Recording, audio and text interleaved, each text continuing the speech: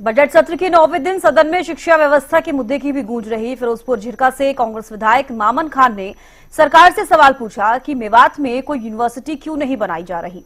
इस पर शिक्षा मंत्री महिपाल ढांडा ने जवाब दिया। उन्होंने क्या कुछ कहा, आप सुनिए।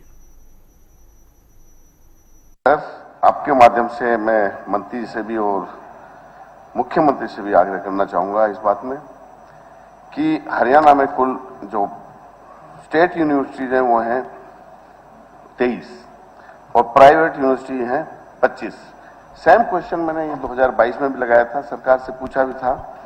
इसकी मैंने जो रेजोल्यूशन थे, नागल मुबारकपुर गांव है, वहां हजारों एकड़ लैंड पंचायत की है, वहां से सरकार ने हाँ किया था और फिजिबिलिटी रिपोर्ट भी मांगी थी।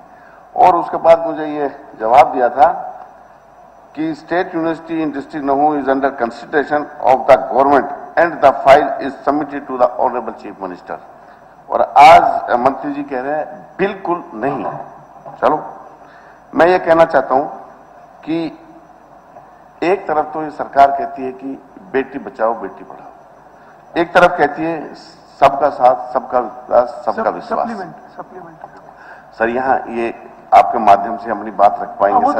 ये बात भी नहीं रख पाएंगे तो सर कैसे काम करेंगे? क्या पूछ? मैं अपनी बात तो रख दूं सर, बताइए। क्वेश्चन तो पूछ लूं मैं अपना। भूमिका थोड़े से सप्लीमेंट मामन बेदी साहब जानते मामन जी तो मैं ये कह रहा हूं सर कि जब टोटल 48 यूनिवर्सिटी है, सोनीपत में स्टेट यूनिवर्सिटी 4 है, रोहतक में 3 है, हिसार में 3 है, गुड़गांव में भी स्टेट यूनिवर्सिटी है, और आपके हमारे फरीदाबाद है, पलवल है, रेवाड़ी है, कुरुक्षेत्र है, सब जगह 4-4, 5-5 यूनिवर्सिटी। गुड़गांव में प्राइवेट यूनिवर्सिटी 10 है।